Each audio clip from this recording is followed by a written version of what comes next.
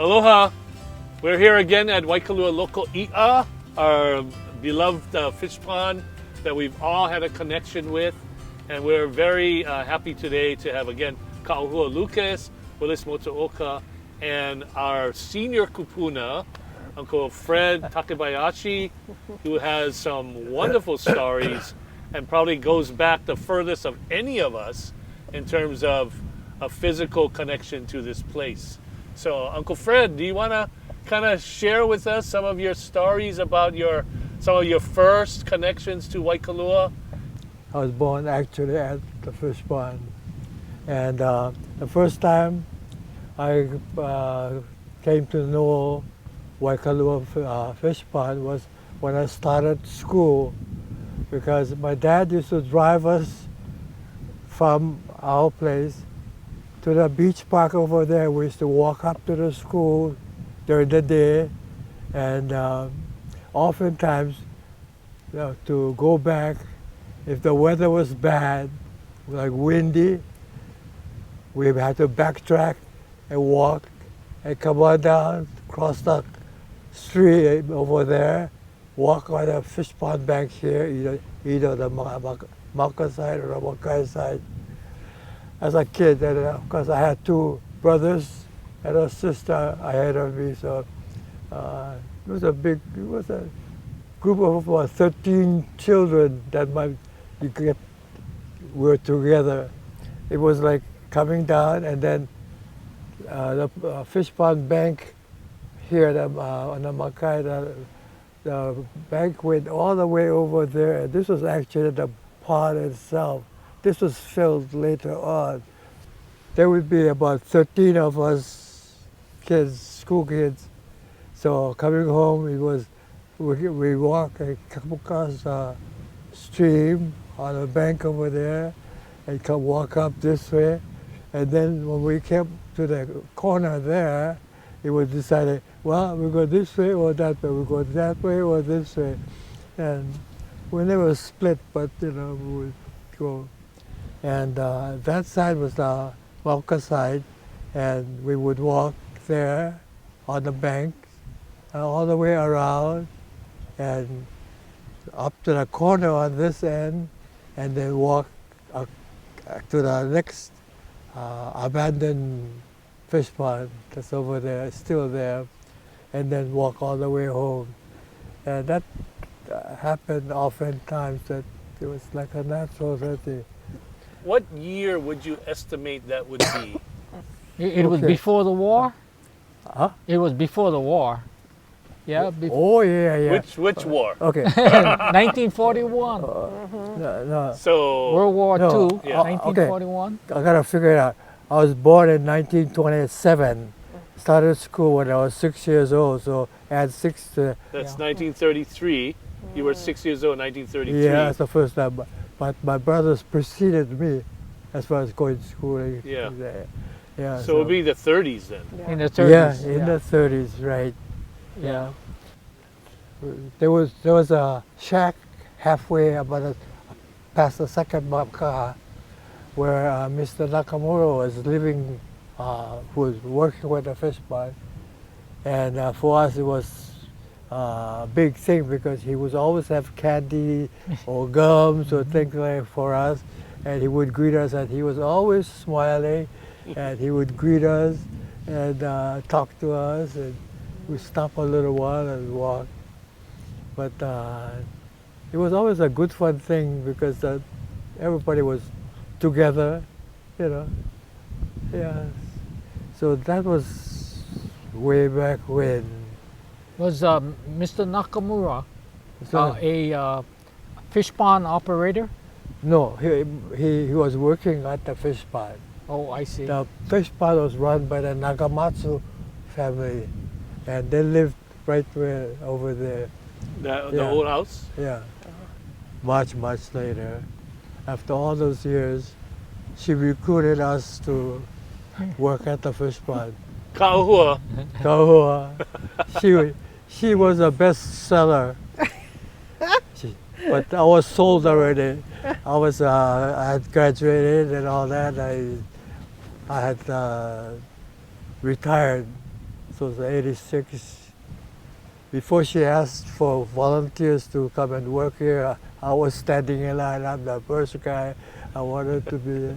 No, I honestly wanted to be here, and I got here. And I think the records will show that once I got on board, I think I got about 5 days a week, half the. What year was that, roughly, Kahua? Well, But you, somewhere after 86.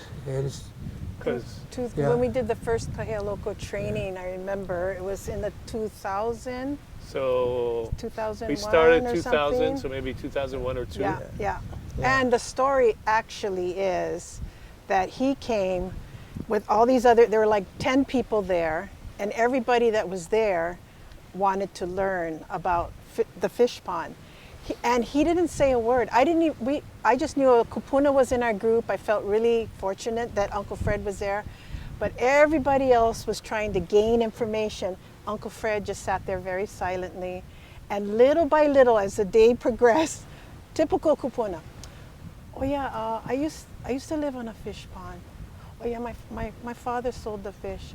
Oh yeah, so he starts telling us these stories about him and your family, right, that managed and operated the fish pond over here. Mahi Nui? What was the name of the fish pond that you lived on? Mikiola, yeah? Mm-hmm. Mikiola. Yeah. And so he started telling us these stories, and it was, to me, it was so profound. And out of all 10 people, he was the only one that came to volunteer and help. And that was like, to me, the most amazing thing is that I learned a lot. I learned, first of all, that, Kupuna, they might not say a lot, but they know a lot. So that was amazing. And I really appreciated Uncle Fred, who recruited Willis. Yeah, that's And it right. She was here when I came. Yeah. And, Oh, it was she so told great. me where to stand and what to say and things of that nature. So, I just enjoyed being with them. They were so good, and they knew so much, and I learned so much being with them. And it was really, it was a special time for us. And we got to eat afterwards. Sometimes we'd bring food and eat, and it was really nice connecting, this place and with them. Yeah. Yeah. So for the time I started coming here, this was my place. Yeah. Just for the home. That I would see something and I would go and do this, do that, Of course, if there's organized work day, then I would be with everybody. But I would come there 5 days a week, and then I would say, oh, this needs done, I'll do it. I came across the legend of Kulakai. Yeah. And read the thing, and how Kulakai made the first fish pond in Maui, and it was successful, and all the different people in the different ahupuas wanted him to come and build fish ponds, which his son I took over and built fish ponds for the different people in the ahupua. Since I read about Kulakai, and how his son carried on helping the different people in different ahupuas to build fish pond, they asked the son, how can we show you our appreciation for you helping us with making a fish pond? Is supposed to have answers to say, well, nothing for me, but if you will put up a stone on the east corner of the fish pond to honor my father, Kulakai, I'd be very happy. Oh, they said, put a stone? Oh, we can do that. All the people do. And that came out all over, wherever he helped. Then, having read about Kulakai and and putting up the Ku-stone, figure, hey, maybe I can find a Ku-stone. And there it was in the mud.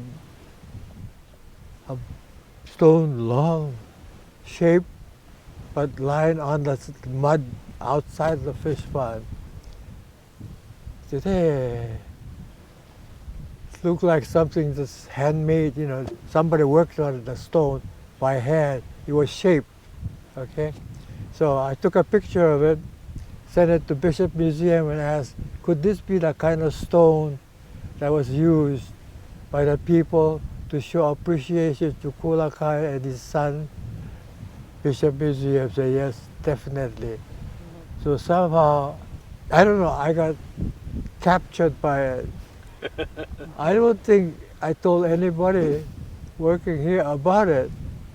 On my own, I made the things that I needed to move the stone and whatnot. And I would do it with whatever we had. Then my daughter and her two daughters, and say, hey Grandpa, and my granddaughter, Papa, I came to help you, what can we do? And without thinking anything about it, I said, oh, how about moving a stone? And they don't know any better. Oh yeah, sure, we can move a stone. So then I walked them over there, and they said, where's the stone? I said, there's the stone about 20 feet away on the mud, long like that. I said, that's the stone. They told me, we can't move that. I said, no, we can. We work together, we can. So I had already made the things out of netting and reinforced rope to put the stone onto, and I gave the rope to the ladies, and they would pull. I said, you pull, the stone will roll. So the stone rolled until it came out to the Fishpond wall. Grandpa, now what? We cannot lift it up. I said, no, we can do it. I'll be down, I'll be helping from underneath. You keep on pulling the weight. So we pull it up, get it up, stood it up on the Fishpond wall, and there was a little depression. I stood it up in a depression and shook the stone, and it seemed to like a mother hen settling down, settling right in there, and there it stood like that. I never thought of telling Herb this is what I was doing. I didn't tell anybody. I just went and done it, and selfish, but I never thought of anything. It's just that I saw it, I think it should be done, I'm going to do it. Then ever since I stood the stone up and all that, for the day following, every time I come down here, I would take a bucket, coconut husk, and I would get salt water from the pond or from the bay, go to the stone, and I would scrub the stone. And as I was scrubbing the stone, I could feel like somebody's watching me from one side. I keep on going, then so it's watching me from here. I could feel that. And I don't know how to explain it. Just that somebody seems to be watching me. And I kept on doing that. And I got that part finished and all that. Then the stone was near the third makaha on this side. So thanks for sharing that story about the Ku stone, because that is really, really important, you know, in the history of the pond. And, you know, when you found that stone, I believe it was, we were already into the second decade of actually restoring the pond. We were in, I think it's somewhere between the 12th and 15th year that we always wondered where it was.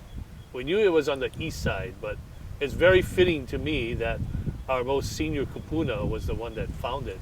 So you were always meant to be the one to find it, I believe. You know? Yeah, because you first came earlier, and I came only in 1986, and after that. Yeah. So you first were ahead of me. And if I recall correctly, you know, then the next stone would be the Hina stone. And I think that's the one that Willis found, right? Didn't you? Or we didn't know if it was the Hina stone. Yeah, we couldn't determine whether it was the Hina stone or not, but it had the shape, though, of the Hina stone. But you're the one that found that, right? Well, I don't think I was the first person, but I remember there was a flat stone. It was oval in shape with a lot of holes in it. I read from the internet that's how the Hina stone appears. Right. And it was in the southwest corner, the southwest corner right. of the pond. So it was in the right place. Yeah, it was in the right place. And the Ku stone would be on the northeast corner Right. of the pond. And And I think Hina was found maybe a couple years after Ku. maybe 5 years. Okay, maybe 5 years Yeah. after. Yeah. What are some of the things that stand out in your mind in terms of you're a former educator as well, principal. You know, what are some of the things that stand out for you as an educator about the importance of the fish pond, the value of it? So I guess it was kind of funny because I was born and raised on a fish pond. Yeah. So whatever I saw here, it didn't seem new. You know, oh, it's here, okay. You work with it. That's how I started Yeah. doing it. And yes, we did find other stones, like at that corner over there. There was a stone. The stone was a different kind of a stone. It's black, and it was almost in the fish pond. I said, we better get it up. Yeah. Yeah, and there was a bunch of men working over there from, I don't know where they were from.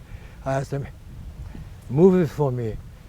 They came, they looked at it, they walked. We're not going to move that stone. I said, why? There's something about it. I said, what? There are square holes on a stone. Yeah. A little later, we had a community workers come here, and I was telling a person about finding a stone like that. Then he said, wait. He said, hey, Ante, come here. Listen to Fred. Listen to him telling about it. So I was telling him about the stone, but they had the square corner holes cut into it. And the lady said, oh, what I think is that was the stone where the mother, the child's pico fell off. She took the pico and put it in the square holes and prayed for the well-being of the son or the daughter that she had. Mm. Oh, wow. You know, you never know what you find. Yeah. But that's what was found over there. One of the things why we're doing this today and filming all of this is to record it for history. So part of the theme is we're looking to the past to help chart our way forward, you know. So 100 years from now, when people are watching this, what message would you want to give the generations in the future about the value of fish ponds from your perspective? You know, born and raised on a fish pond, and how is that going to help the generations of the future, you think? We should remember like Kulakai, things like that the people put up and worship, how they felt towards the fish pond. It's part of their life. You cannot do it just for money's sake. I learned a lot about the fish pond through Fred, you know. I was amazed that when I came and worked with Fred at the fish pond, it not only included serving as guides or docents for students visiting the fish pond, but we did a lot of maintenance work.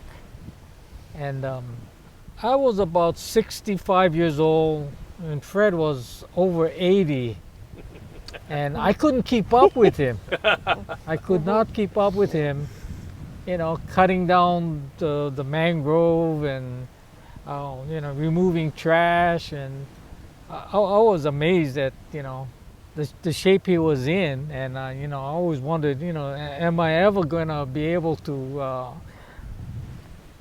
accomplish what he did when I reach 80? And I'm just about 80 now, and I hate to say it, but I'm not there. I'm not at the point where he was at that age. I remember he was scolded us because when he saw the tools, you know, all of the hand saws and everything, and you know, after we power, we just kind of watch them and we put them away, right? Yeah, we don't really, we never wasn't really taking good care of them, and then Uncle Fred was over there with the oil and everything, you know, and making sure that, you know, it doesn't rust, and we go, whoa, you know, that's right, you know. But so I mean, just little things like that he would pay attention to, and just teach us how to do all of that again, and remind us that we never had any money, so whatever money we did get, we could buy tools. We had to take care of it, you know. I was just thinking of the word mayo, and mayo is kind of in Hawaiian. It just means, you know, whatever you do your very, very, very best to make whatever it is that you're doing, it's the best that you can be. And so it made me think, when I was thinking of Uncle Fred and all the tools, and you know, you had fishing nets and buckets, and we had a lot of equipment that had been donated, not much of it, but I think that's what you taught a lot of us here, is how to take care of what you have. Because I think, you know, back in my dad's time, when you had something, you had to make sure that you took care of it, because you're not going to get that. You know, you're not going to get that again. So you do your best to malama that. And I think that's a really good value that many of us here learned from you, both of you folks, about how to take care of whatever we have. And you know, even the teaching was another thing. You know, you're going to do your best to share with the EK with the students. And I think that kind of carried through for all of us. I appreciate it. Yeah. It's a reminder to everyone. Yeah. How to take care of the sleeping grass, you know, without using any herbicides or anything like that. And I was going, Uncle Fred, what are you doing? He said, oh, yeah, I figured out, you know, we just use salt water. And you know, we spray them and then they go away. I go, not. But he would call and say, oh, can I come and spray the sleeping grass today? I go for it. I'll be back. Yeah, just little things like that, right? And it was just fabulous. Well, we think about, you know, our kupuna were innovators, right? I mean, to me, the fish pond is an innovation. They were amazing engineers. They understood the tides. They understood how the currents went, and they designed the fish ponds to take advantage of the land. Uncle Fred, he goes, hey, guess what I did today? I'm like, what? I made salt. I go, what? And so he had this whole setup, equipment. You remember making salt, Hawaiian salt? You had a system set up. You remember, right? You had a system set up, and you showed me how you made salt. And I was like, oh my gosh, that is so brilliant. You remember that? I remember. It was pretty awesome. I'm older, so I forgot. The evaporation trays were just about here. Right? They were right over here. That's right. Yeah. That was pretty cool. So learned a lot. You were an innovator. But this is what I think our ancient Hawaiians did. They observed a lot about the fish pond. They learned about the ecosystem. Of course, they may not have called it the ecosystem. And they observed the life cycle of living things.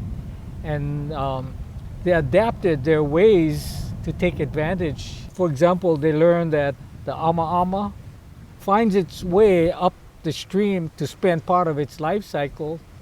And what they did was they adapted the fish pond so that the young juveniles could enter the fish pond on its way to the stream, because what they did was they allowed the stream to enter the fish pond from the Mauka side. Right.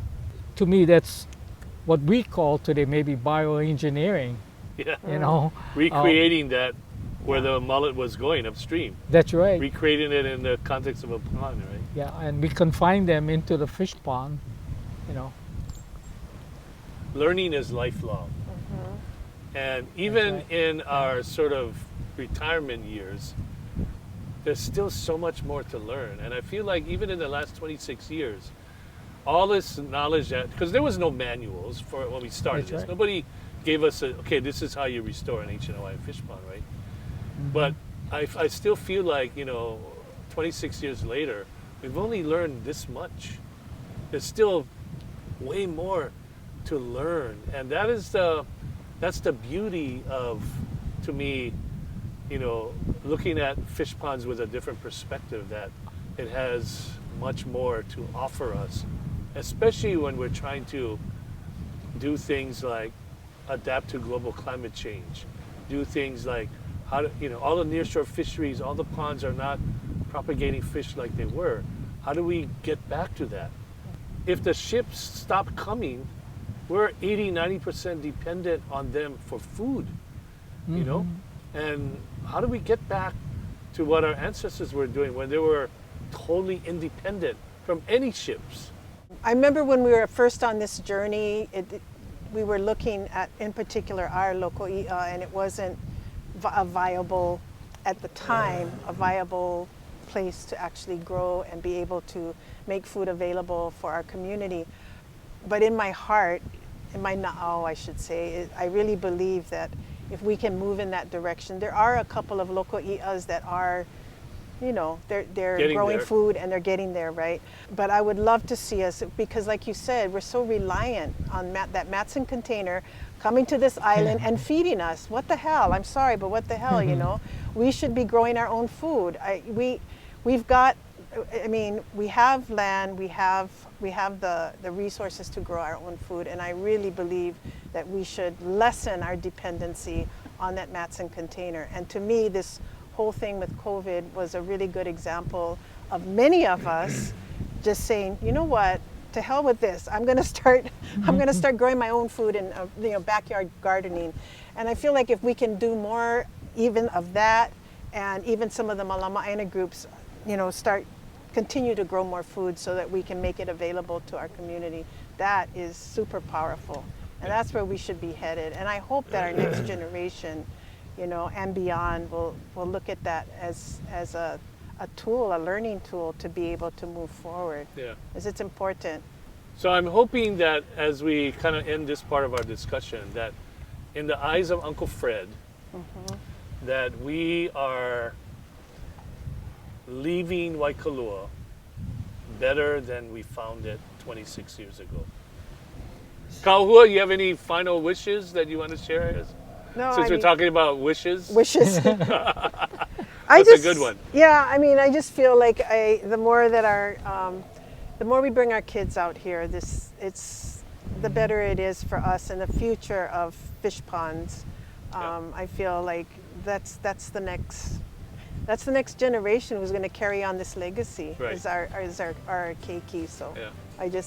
I feel very grateful I'm part of this hui. Okay. Yeah. Well, thank you guys. Are we good? Yep. Final thoughts? Yeah. Good. Okay. Aloha. Thank you very much. We're pau. Thank you.